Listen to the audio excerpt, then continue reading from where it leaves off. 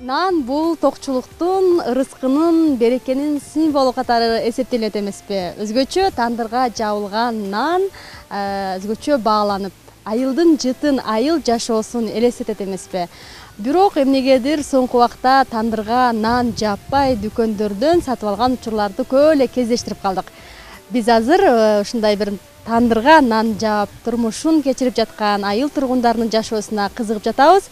Биз бүгүн Баткен районунун Кара Токой айылынын жашоочусу Насиба айымдын үйүнө келип, анын тандырга жапкан нанына күбө болобуз. Кандайсыздар? Келгиле. Кандайсыз? Жакшысызбы?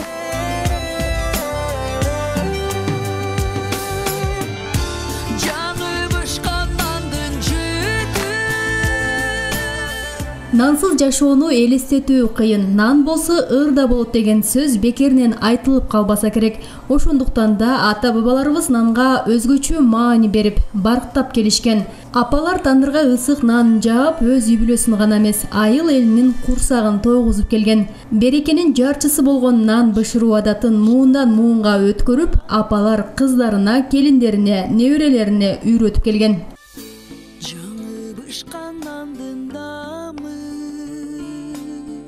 Насиба Мадалиева камыр даярдап, нанды тандырга бышырууну апасынан үйрөнгөн.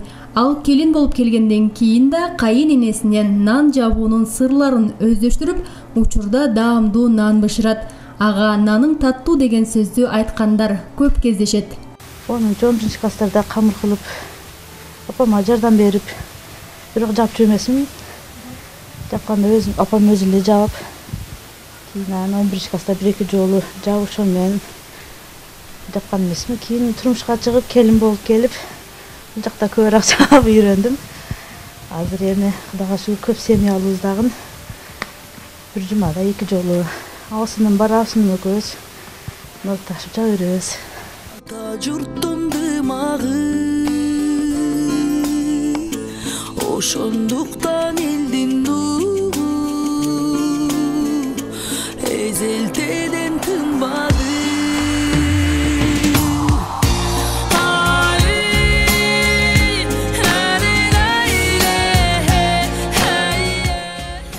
Албетте, таттуу нан бышыруунун өзгөчө деле сыры жок. Болгону көңүл коюп, мээрим менен бышырып даярдоо керек дейт каарманыбыз. Сүткө кылсаң жакшы болот. Жумшак, кызарып бышат. Ар бир адамдын өзүнүн жасай турган методдору бар. Кээ биргилер май кошот. Мен азыр сүткө эле кылдым. Сүт менен сууга эле жууруп. Негизгиси көңүл коюп жасаш керек да, ошондо кандай иш кылсаң дагы мээрим коюп, көңүлүңдү койсоң жакшы чыгат да. Анан жапкандан кийин жакшы пышса, өзүң дагы сүйүнөсүң. Дагы жапкың келип кызыга бересиң да. Ошо.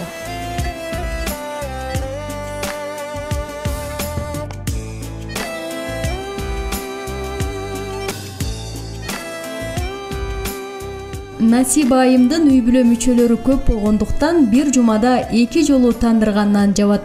Ал нан жабуудан эч качан тажабайт. Анткени даамдуу нан бышырып, үй бүлөсүн, өзгөчө балдарын кубантуу, өзүнчө рахат деп эсептейт.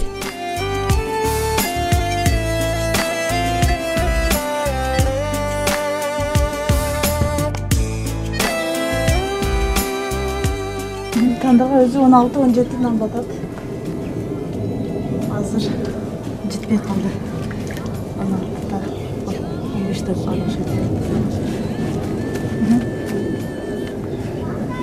Канча күндөдүр жабасыз? 3 күндө бир.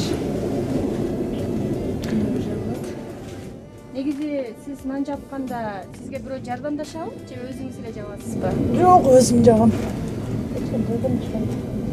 Өзүм жапсаң жакшы да. Өзүм оюмдагыдай кылып. Отун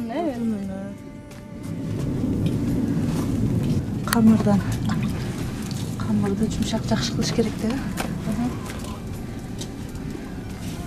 Оту дагы жакшы болуш керек. Көбүрөөк болсо жакшы. Аз болуп калса, нанды бербей калат.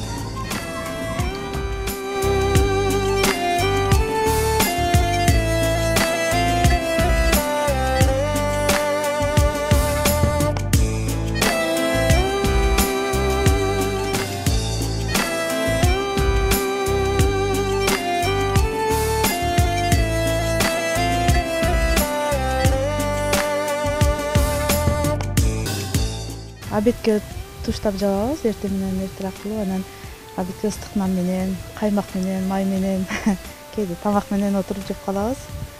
Көбүнчө балдарым токоч күтөт. Токоч кылыңызбы, астында калып кеткен нандарды жейбиз.